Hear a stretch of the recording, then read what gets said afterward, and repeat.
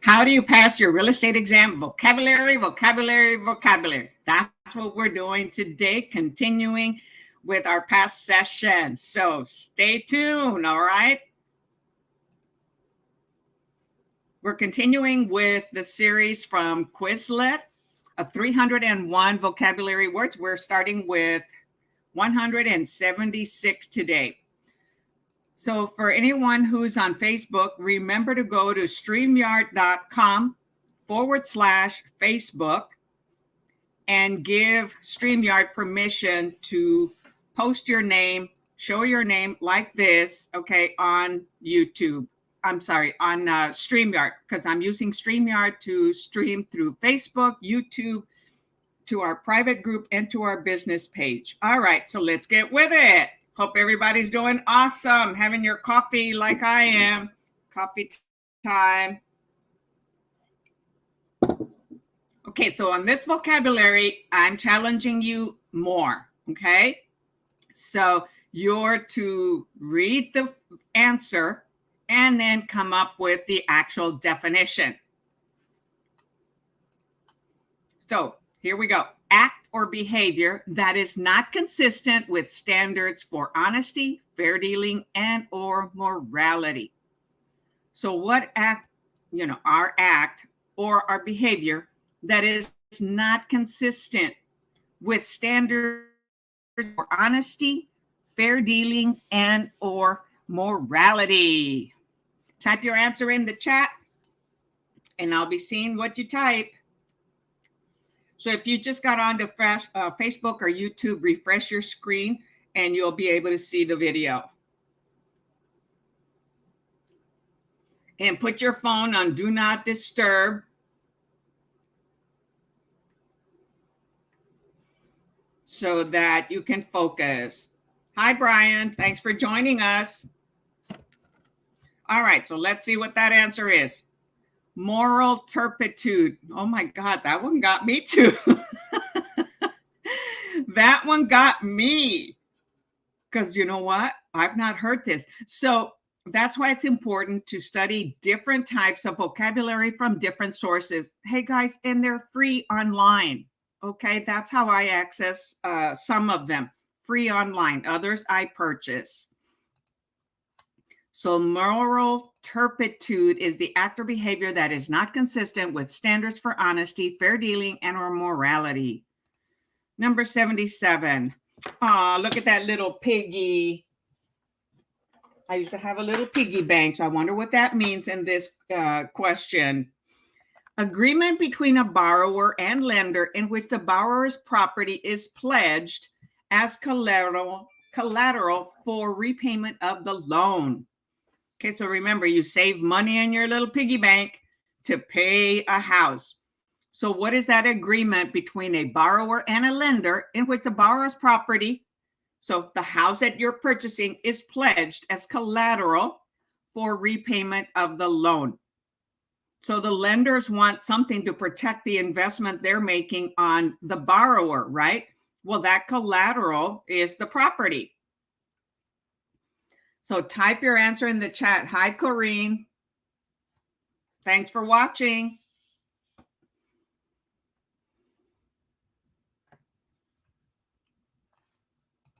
And this is where you want to type your answers, y'all. I will help you understand, the meaning. It's not multiple choice, which you will have on the actual exam. Okay, this makes you think more. A mortgage, okay, a mortgage. And it's also can be called a deed of trust. Like 50% of the states in the United States use a mortgage and 50% maybe use a deed of trust. The difference between those two is the process of foreclosure. In a mortgage, they got to go to court and get the approval of a judge. So it's called a judicial foreclosure. When we have a deed of trust includes a trustee, and that trustee follows the instructions that's in that deed of trust on how to do a non-judicial foreclosure. So on a non-judicial foreclosure, it's a deed of trust. So don't need to go to the judge. They just start with the instructions. So you'll either see mortgage or deed of trust. But that's the agreement between the borrower and the lender, and where the home is put as collateral. Number 78, licensed professional service provider who has a relationship with multiple lenders and acts as an intermediary between borrowers and lenders. So who is that licensed professional?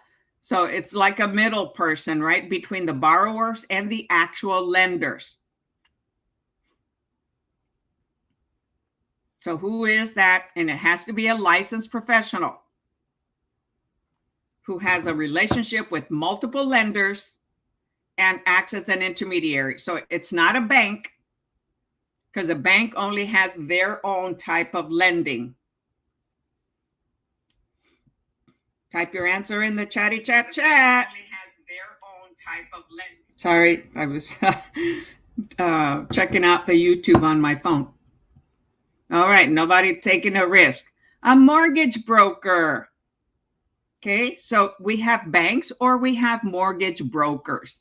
You also have insurance brokers, trucking brokers, other types of brokers. They're the middle person between the actual consumer and whoever is selling or loaning or, has the actual money. A mortgage broker.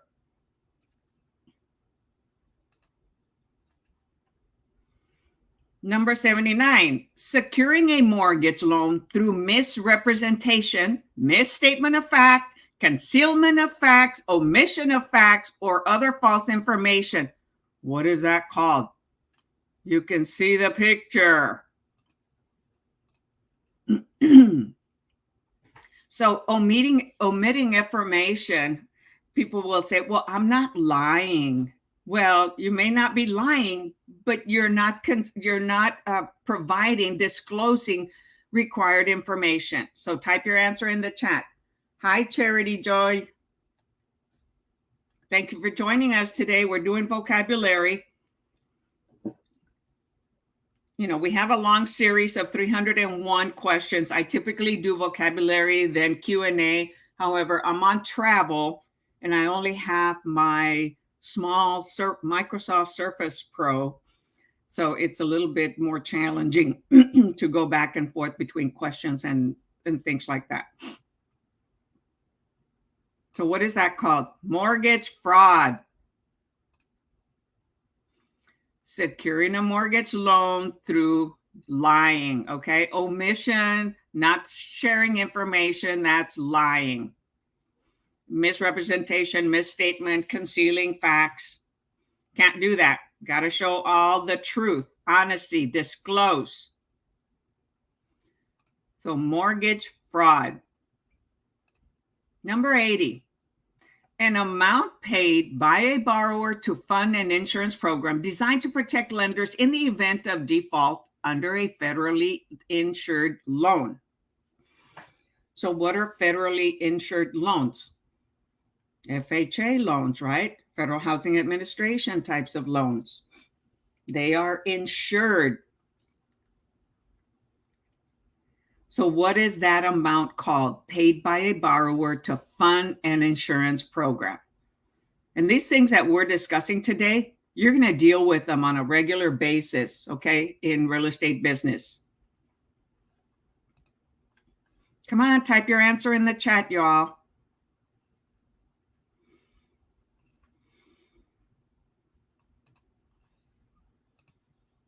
A mortgage insurance premium. Know the acronym, MIP. So whenever it's funded by FHA, Federal Housing Administration, or some other government organization, it is mortgage insurance premium.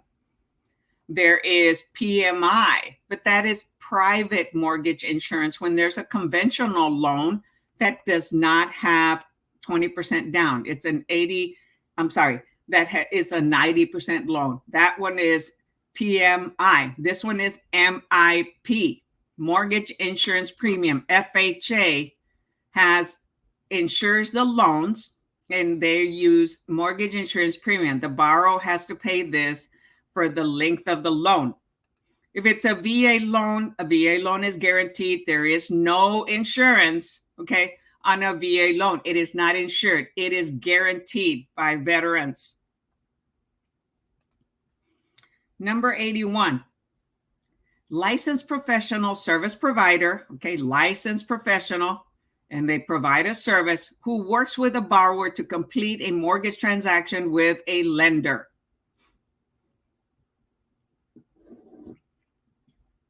So they work with a borrower, okay, to complete a mortgage transaction with a lender.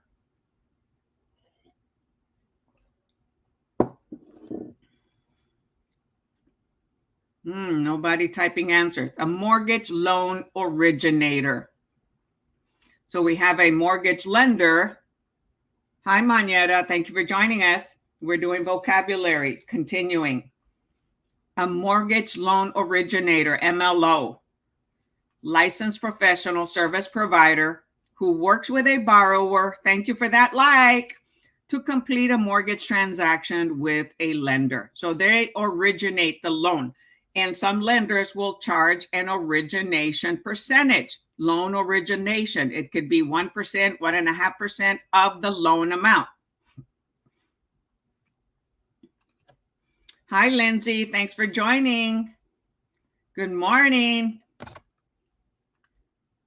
Lindsay and I had a really nice chat last night to help her organize her schedule so that she can study and pass this exam. And what do you think I recommended first? Vocabulary, vocabulary, vocabulary. And she's going to study vocabulary at the same time every evening for at least 30 minutes. And then report back to me. How do you like them apples? Okay. So a lender in a mortgage transaction. Who is a lender? The one that actually provide the money, loan the money.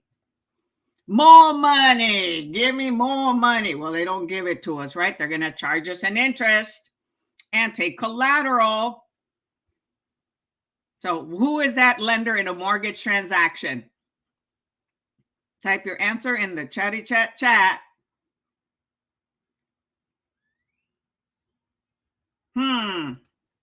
A mortgagee. Okay, remember your EE and OR, right? There's a mortgagor, there's a mortgagee. So who is the mortgagee? The lender. Because why? They're receiving the collateral in exchange for the money that the mortgagor, who is the borrower, is getting.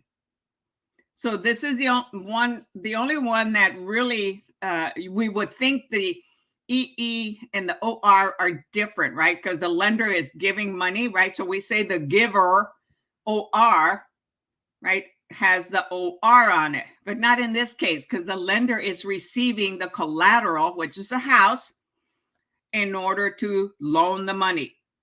So when it comes to mortgagee and mortgagor, the EE is the lender. The OR is the borrower. All right, moving right along, 83. Who is the borrower in a mortgage transaction? I just gave you the answer. Who is the borrower in the transaction of purchasing a home, getting a loan? Type your answer in the chat. So if you're watching on Facebook, go to StreamYard.com/Facebook and give, oh my gosh, and give StreamYard permission to type your name, show your name on StreamYard. So go to, oh boy. So what is that answer? Who is the borrower in a mortgage transaction?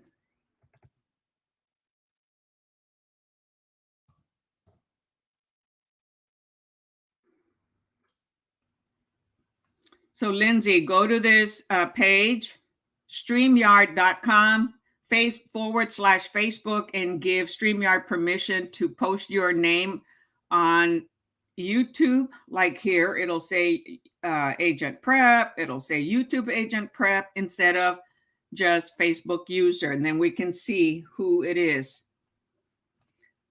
All right. I hope you all said mortgagor. Okay. Because I had just mentioned it. Right?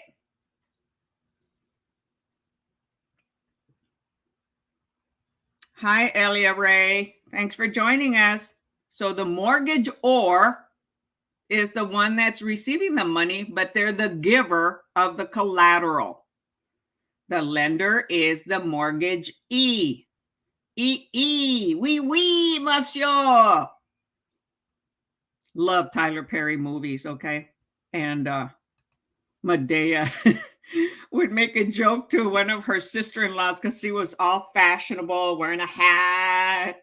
And she says, oh, I got this in France. And said, oui, monsieur.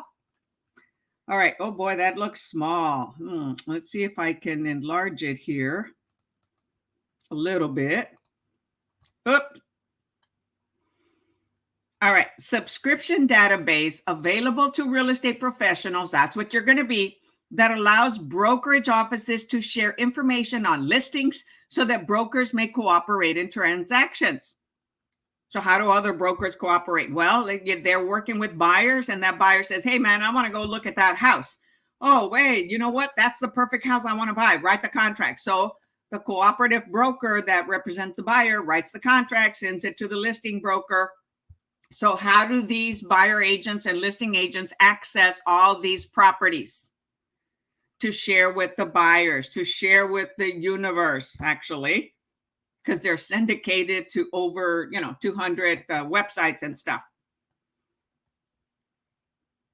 Type your answer in the chatty chat. Come on, y'all. The MLS, not MSM, okay, MLS, right? Multiple listing service. Know your acronyms also, okay? Know those acronyms.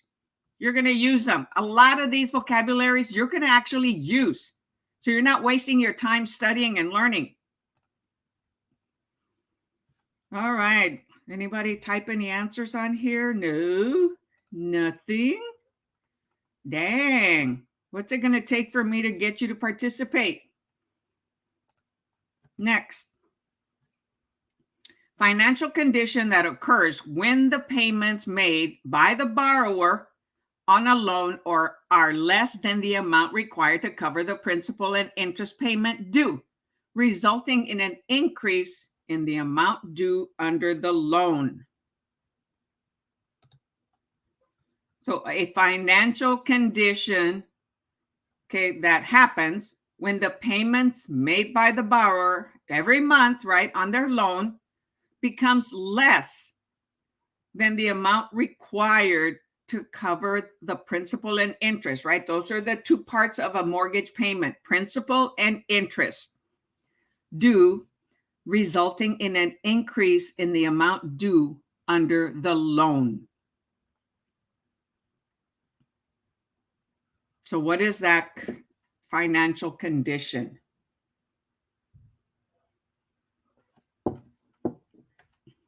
Okay, if nobody replies, I'm going to keep going back to answering. A negative amortization. Okay, so negative amortization means that the buyer will have to pay more as time goes on their payment because they had a certain type of payment mortgage that helped them have a lower payment at the beginning.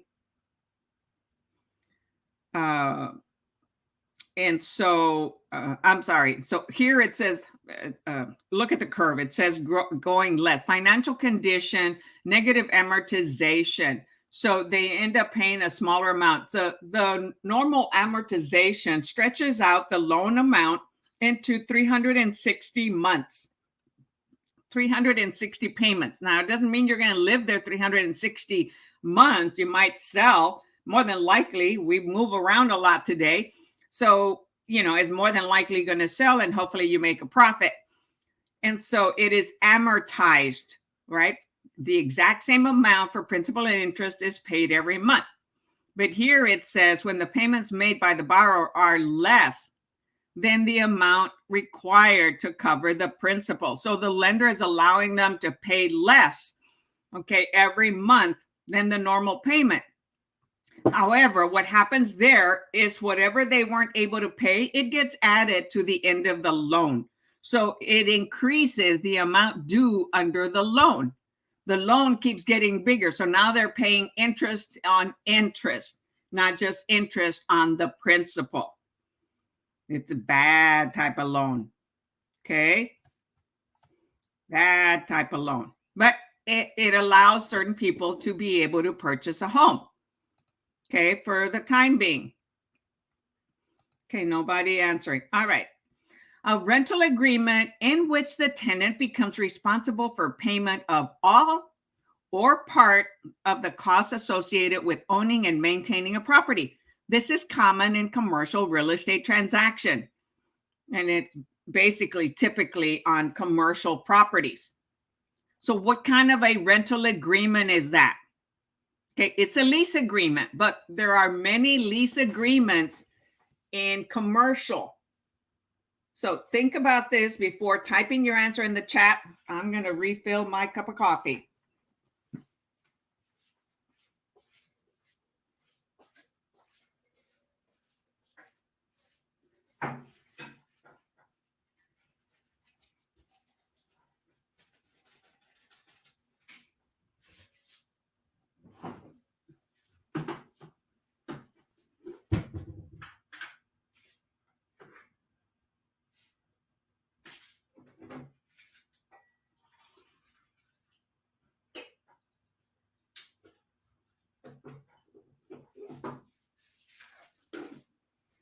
All right, so did you type that answer on the chat?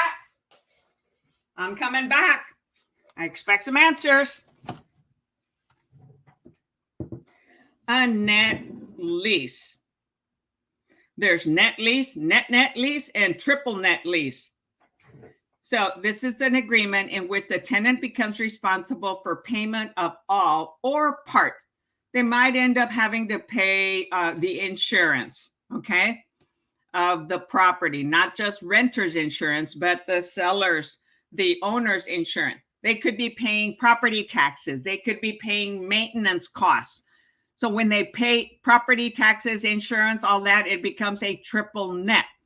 When they're only paying at least one item in addition to rent, then it's called a net lease.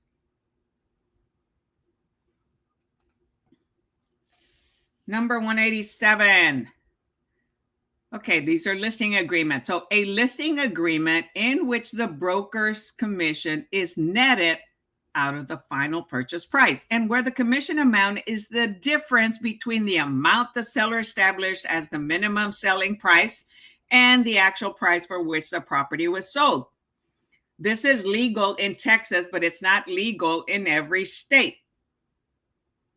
Okay, so the seller says, hey man, I want $500,000, but you can list it for anything over that as long as it sells, and you can get more than 6% commission. Whatever is left over is yours. I want basically my net amount. What type of listing agreement is that?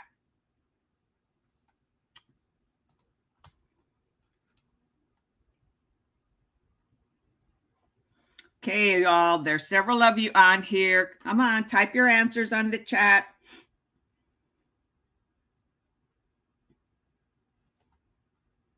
No risk takers today. That is a net listing. Okay, a net listing. So I basically, gave you the word net, and it says here net it. So this net listing, they can list it. The seller says, I want $500,000 after all expenses. That's what I want to take home. So you can list it for any amount over that. That will still sell. Okay. Don't stop me from selling it. Now, this is legal in Texas, but not in many states, because if there's a devious or dishonest realtor.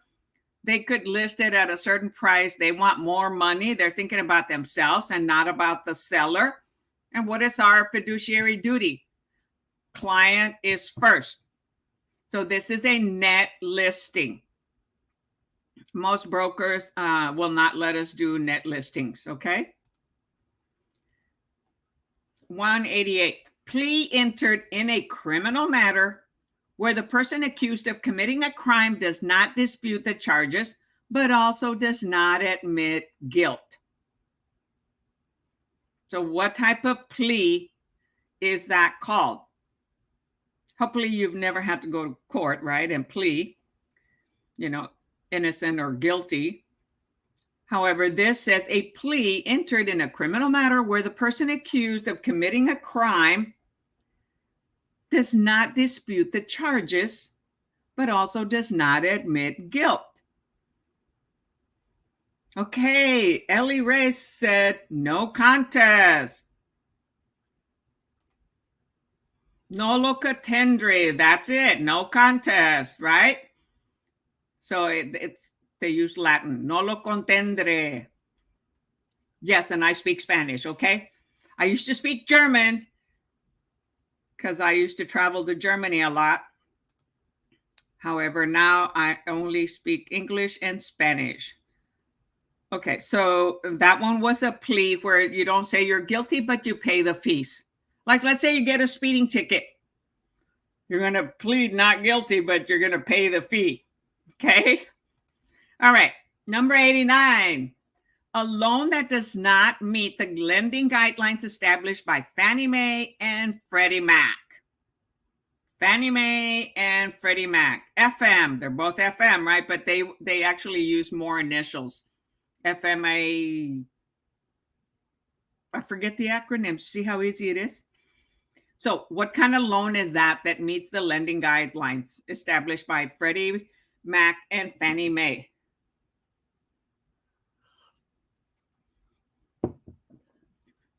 So you see, they're not being prejudiced. They've got Freddie and they've got Fannie.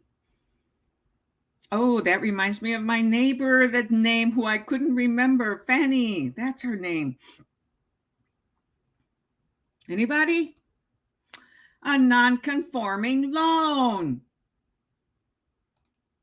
Okay, so if it doesn't meet the guidelines like FHA or VA or conventional, it's some other type of loan. Those are basically provided by a bank.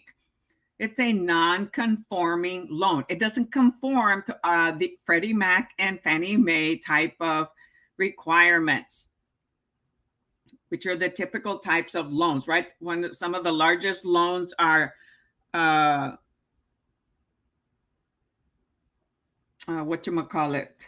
FHA and VA and that type of thing, or conventional.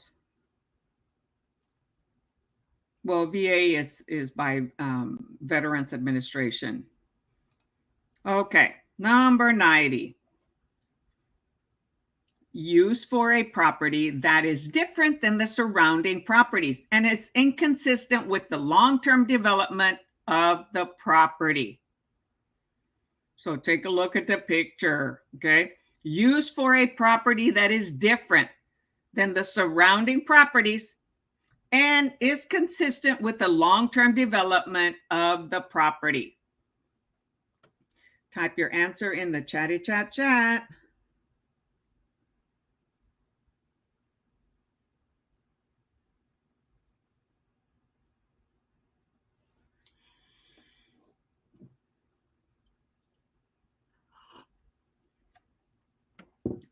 So what kind of use of property is that?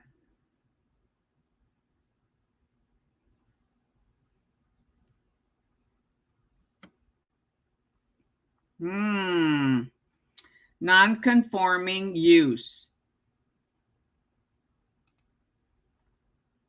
Okay, non-conforming loan. There's also non-conforming use of the property. So this is more industrial, power plants,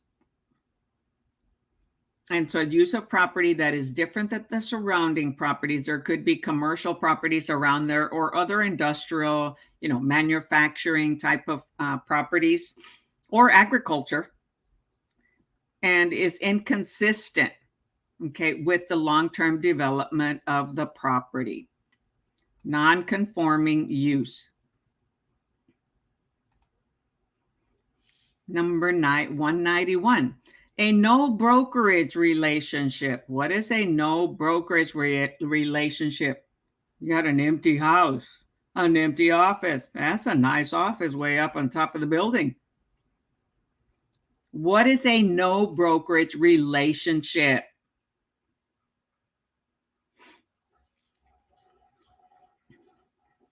Anyone?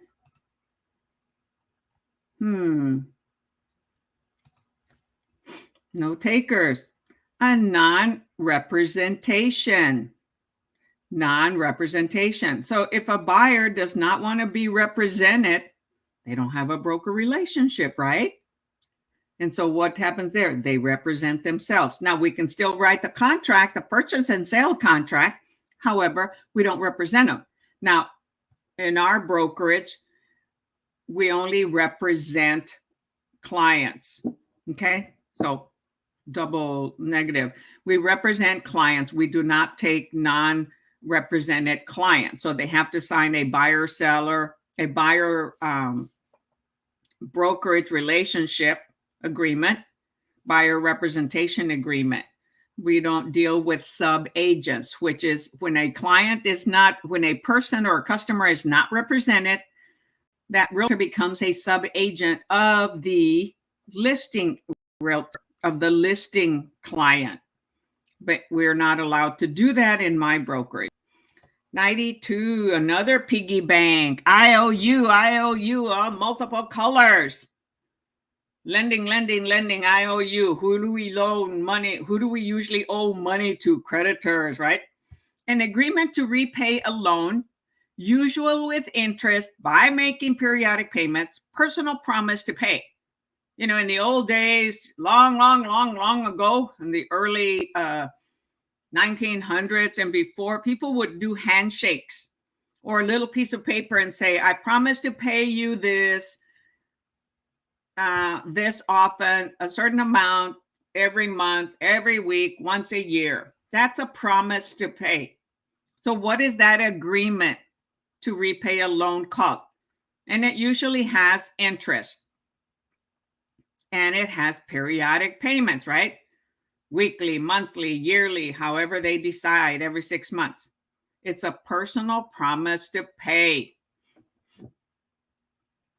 What is that called? What is that agreement?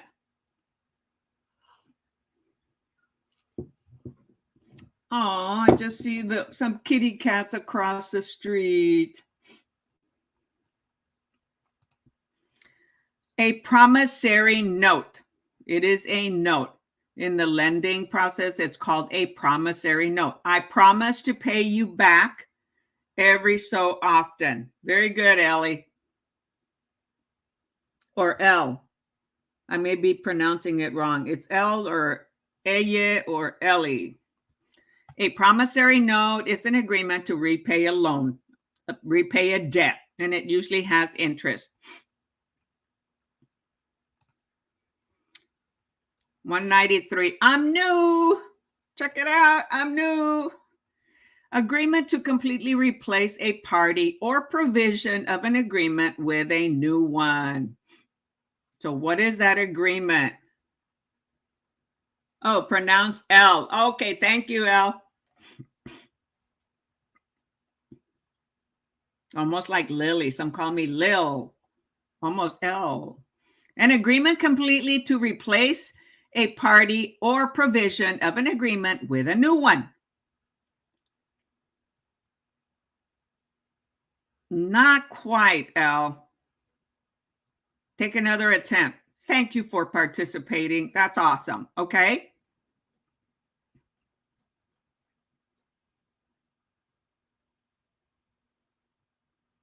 You're replacing an actual agreement with a new one.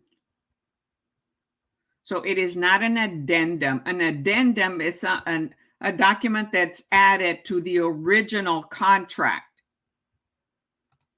This is a novation. It would be done with a counter offer, okay, with a counter amendment, okay? It is called novation, new, Latin for new, novation. Yeah, so you would use an amendment to counter that offer, that contract. If you're just changing the date, we've already made a new contract. It's new. Nuevo, novation. The original one is not accepted, so the buyer or the seller countered. Okay, they still want to move forward, but they wanted to change certain specifics of the offer. So it becomes a new loan, a novation. 194. Hey, eventually we're going to have businesses, in space, offices in space. Listing agreement that is not exclusive to any brokerage. Okay, it is not exclusive to any broker. The commission will be paid to the brokerage firm that brings a buyer, brings a ready, willing, and able buyer for the property. If the seller finds a buyer on their own, no commission will be due to the broker. No, we don't want to do those types of listings, okay? We are professionals, okay? Our services cost money. We should collect a fee, okay?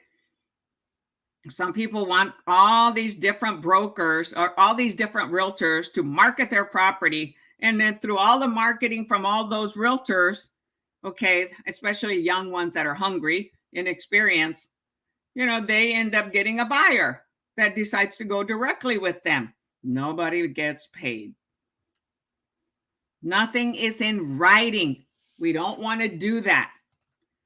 An open listing, right? It's open to all brokers, all realtors, anybody. Now, there is an exception. So let's say you have a long relationship with a client and they are exclusive to you.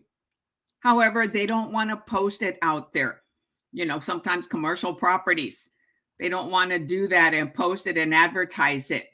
But they do have a commitment, okay, a verbal commitment. They've been a repeat client. Then, they won't be doing it open to everybody else. They'll just not have a written listing. And so it's still called an open listing, but it's only with that particular relationship. We don't want to do open listings, okay?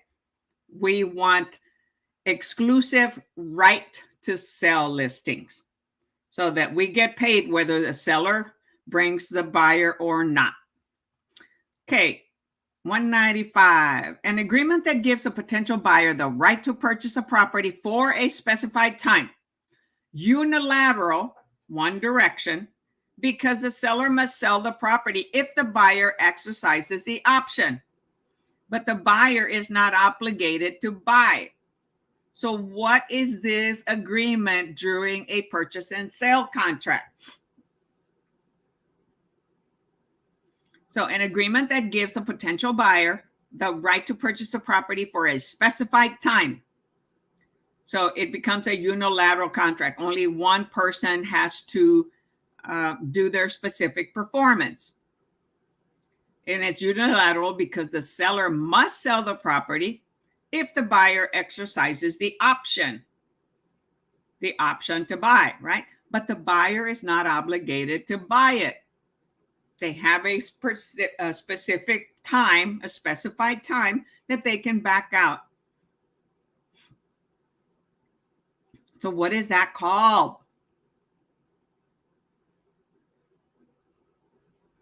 Tell me. An option contract. So on our purchase and sale contract and also commercial contracts, land contract, unimprovement contracts, there is a section that's called the option agreement. Okay, the option period, or they call it termination option. and the buyer pays a fee for that option. Could be $5 a day, $10 a day, $100 a day, whatever is agreed upon between the seller and the buyer. And they have the amount of days that they requested. Could be 5, 10, 30, however many days, depending on the type of property that it is, residential or commercial or industrial or agriculture or whatever. And by the end of that date, let's say it's 10 days. If the buyer decides they don't want the property because they did all their inspections and they're not satisfied, they found things that they didn't like, they can back out and they get their earnest money back. The option fee is left with the seller. Okay? So the option fee, it's an option fee to have that time to investigate, to due diligence. We don't get that back. But their earnest money is not at risk, and it has to be terminated before 5 p.m. of the particular specified time. 196.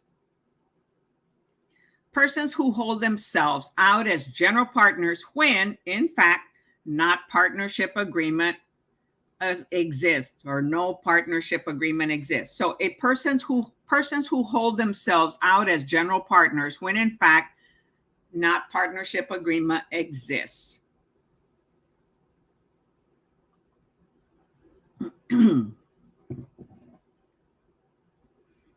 Type your answer in the chat. And for anybody that just came on, we're continuing with vocabulary until we finish 301 vocabulary. It's a series. It's on my YouTube channel, YouTube AgentPrep, under playlist vocabulary. So I have several sets of vocabularies on there. I've done some prior to this one. And this one is on Quizlet Plus. And anybody can access it.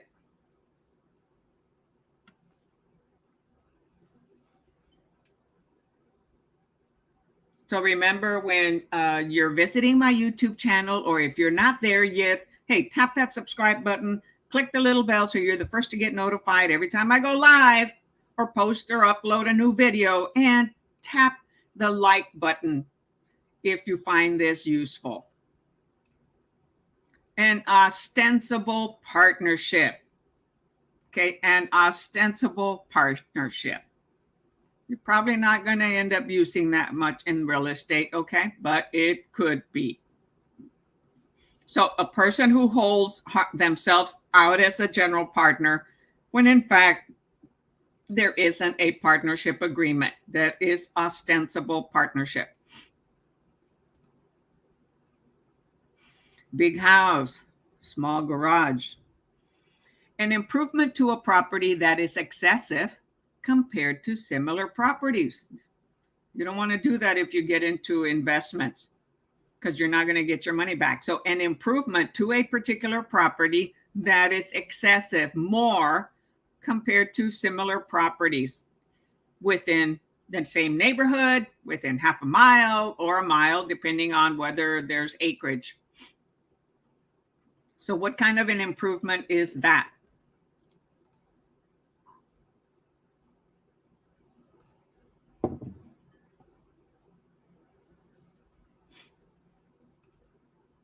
An over improvement. They overdid it, spend a lot of money. Hey, but if they do it for their own comfort, their own like, there's their investment. However, if someone is doing it as an investment property, then no, we don't want to do that, because they're going to lose money. Okay. We have to get away from being perfectionist, because it could cost us money. You want to provide quality, however, not necessarily perfection if the surrounding areas doesn't substantiate doing that. Number 198. A mortgage loan that covers both real and personal property. So look at this picture. What could that be? Condominiums, townhomes. Well, not townhomes, okay? Cooperative properties, cooperative organizations, It could be timeshares, So what kind of mortgage loan covers both real and personal properties? Sometimes it can be manufactured homes. That picture isn't the only one.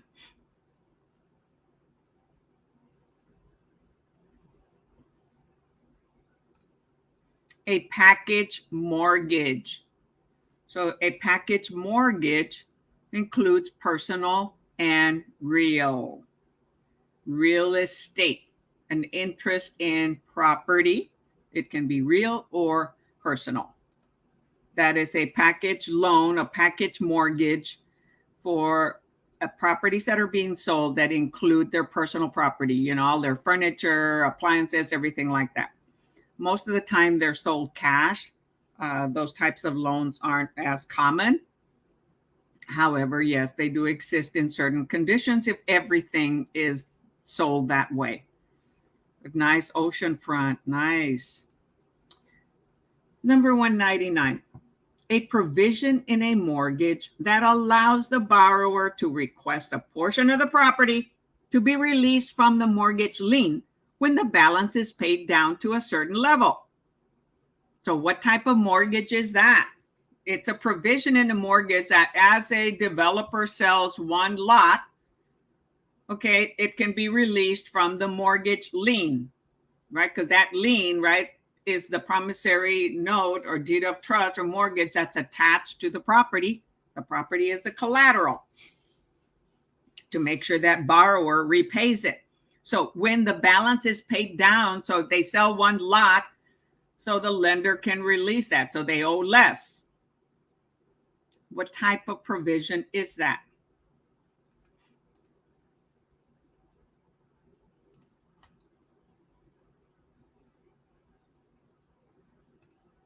That is a partial release clause. So developers that end up creating homes, subdivisions, will have a large loan when they had the full subdivision land.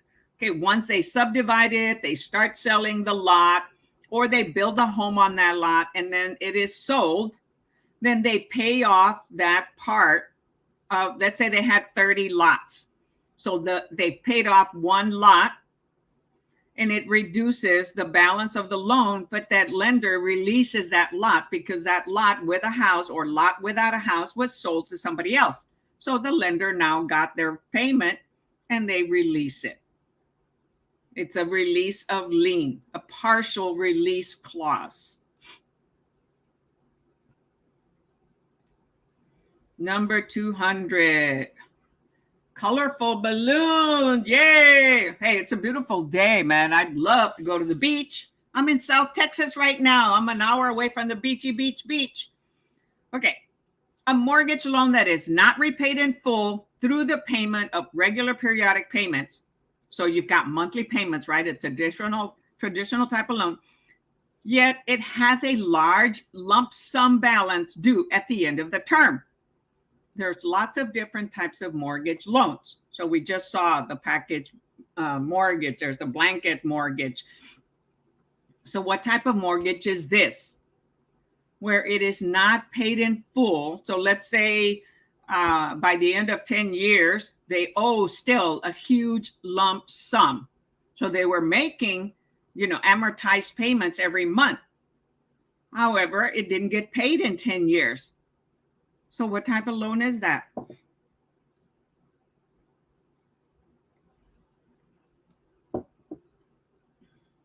Come on. Take a risk, take a chance, type the answer. Anybody?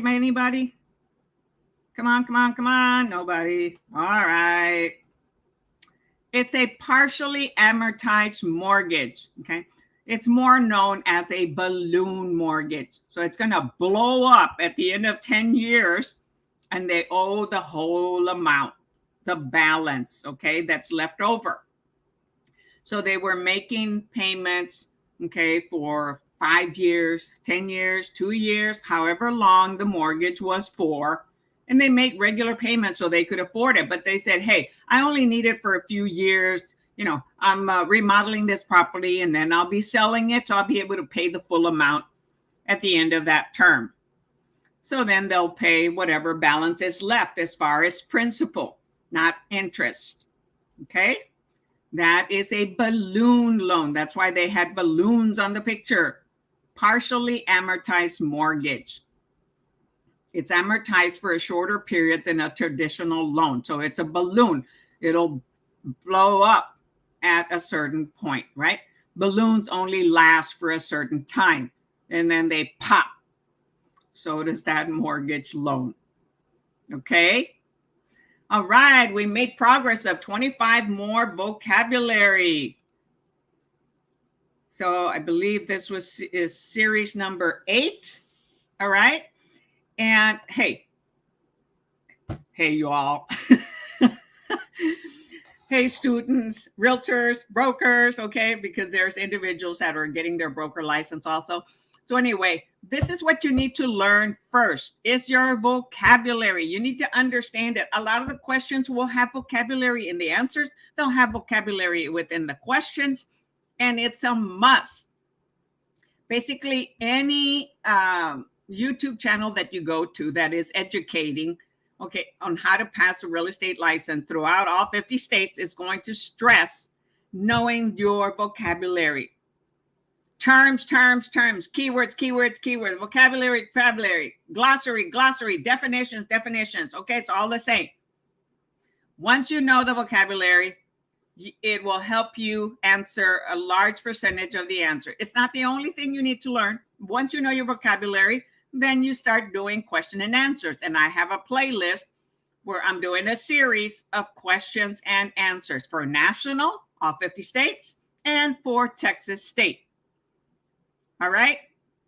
And so it's not just coming from me. A lot of the students have been posting that past, hey, learn your vocabulary. So it's not just me, the teacher, telling you to do it. Okay. It's also the others that have already passed. So do it. Do it.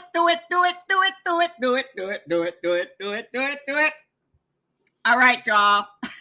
I'm having fun. I'm going to now go back and work and start packing my house. And because I'm getting it ready either to rent or to sell it. So I'm 4 hours south of San Antonio right now. Hey, I appreciate all of you. Get ready and pass that exam. Study every day, even if it's for 30 minutes, okay? Keep it in your mind and take that first exam. And don't be afraid if for some reason you don't pass it. Don't punish yourself. So remember that when you go to the exam, the first 5 questions are the hardest. And the math. Most people don't like math, right? Even though we use it every day with money and credit and charges or whatever. So remember, skip the first 5 questions, skip the math, do all the easy ones first. So you can click all the bad ones for review later, and then come back and do them because that'll keep you calm. The first 5 questions are hard and will get you nervous if you can't answer them. So just skip them. And it's not my saying, it's statistics have shown that the first 5 are hard and they're to trick you, get you nervous, because in this business, you're dealing with a lot of different types of circumstances, a lot of different people, and a transaction, clients, emotional, divorces, deaths, all kinds, all right?